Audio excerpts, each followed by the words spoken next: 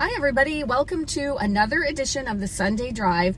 The Sunday Drive is sponsored by Midtown Mattress and Home Furnishings in downtown Lindsay.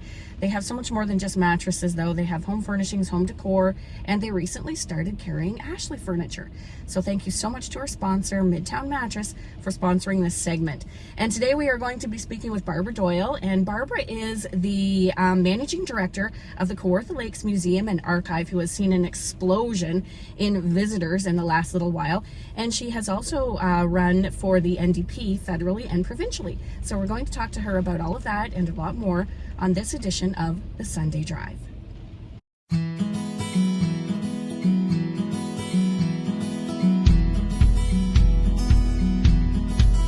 So we are back with Barbara Doyle, the managing director of the Kawartha Lakes Museum and Archives, and we are here at the old jail building, which is where the museum is, which I absolutely love.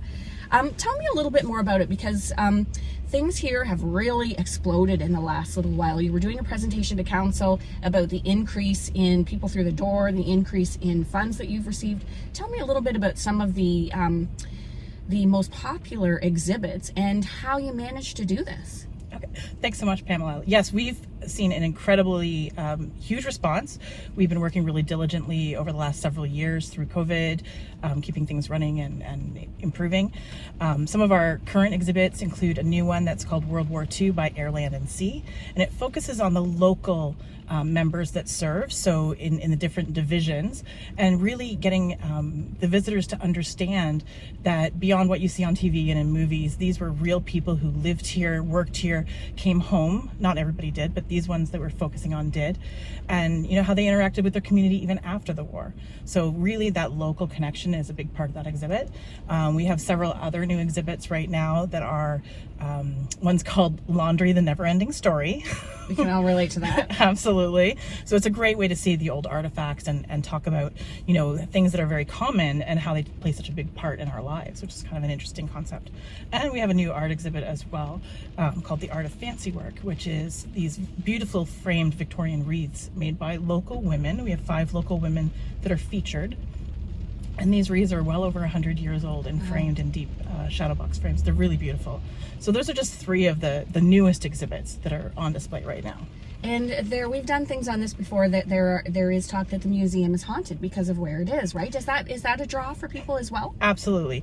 We do a lot of paranormal investigation nights. We have a medium that comes in, Lisa Ibanez, who's fantastic, and we've been working with her for several years and her team.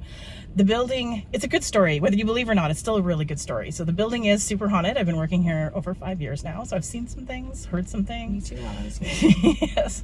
But it's really interesting because we have, you know, former prisoners that come through. That's kind of expected, but we're seeing more and more people that come through with their objects that have been donated, and as the museum collection grows, we're getting kind of new people that pop up. It's a building that has deep history. It was a jail from 1863 and it ran as a jail until 2003.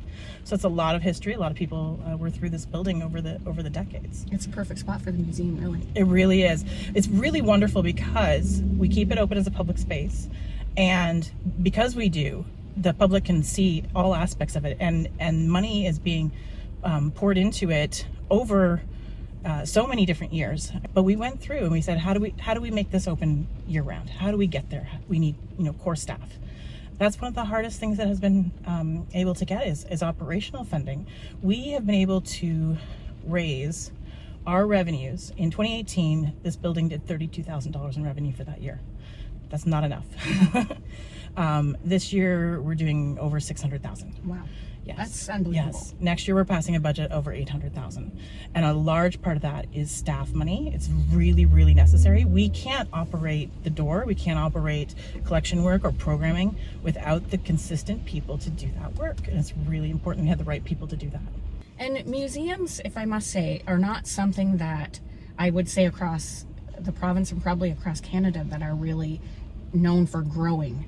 You know, I would say they're kind of possibly like churches, right? On the decline a little bit. So yeah. What you're doing seems to me to be kind of bucking the trend. Well, I don't know if it's so much bucking the trend, but I will say that during COVID, about 35% of museums across North America closed permanently and didn't reopen their doors. They just couldn't survive it. We were lucky. We were able to distance and keep people employed throughout the whole pandemic. Nobody lost their jobs, which was amazing. But we've looked really strongly at the city's cultural master plan. In our planning processes, we looked at how we could collaborate with different organizations around the city, different community partners. We looked at how to grow consistently with one grant leading into the next grant, leading into the next grant. It's very deliberate. The museum has zero debt. We will not have debt. So we're very safe and secure that way.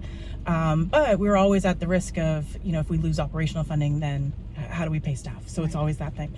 But what we've done is we've looked at what the community wants. This past year, we sent out survey cards to every household in Kawartha Lakes. We sent out like about 43,000 cards, and we had online surveys. We also surveyed every single teacher in Kawartha Lakes, every school, alt ed, continuing education, and asked them, what do you want to see here?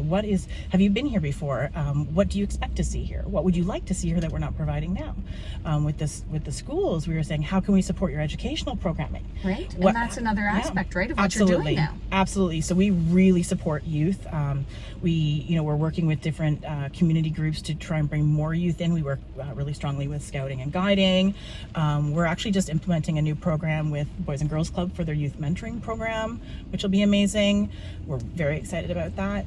But we're trying to get every student in the building at every age level, because so many of them have no experience of coming into a museum, and museums, being comfortable in a museum is kind of something that is learned. So if you come in and you're welcome and you enjoy yourself, you're more likely to be a lifelong museum goer or supporter of the arts and culture sector. So we really want to, have that and to inspire. So you're busy with the museum and its growth, but you also have twice run for the NDP in a federal election and a provincial election. We don't want to get into politics today, but I do want to find out more about what does it take to run one of these campaigns. Oh, wow. A lot of legwork for sure. You have to knock a lot of doors, which is pretty much impossible in this riding because the riding is so huge.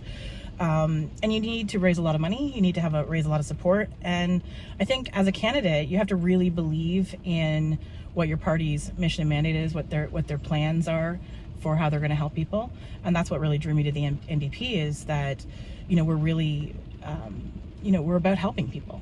And that was fantastic. And I came second, but, unfortunately. But I've been able to take those skills, and it's kind of supporting what I do at the museum. I can serve the community that way and really help people and help, do what I do from the museum, although not politically. I do have experience working with all level of government, which has been really helpful. Right. So you learn the ins and outs of politics and how government works as a candidate, or you should. And you meet a lot of people. And that's a lot of interesting stories that you hear and information that you can use to kind of inform the work that you do. So it doesn't seem like a natural fit to do museum work and be a candidate, but for me it was working really well. And also, you were saying you grew up here from the time you were about 8 years old, and working for the museum now, you get to see your hometown from a different perspective. I do. So I did grow up here. I went to Parkview Public School and Central Senior and LCVI.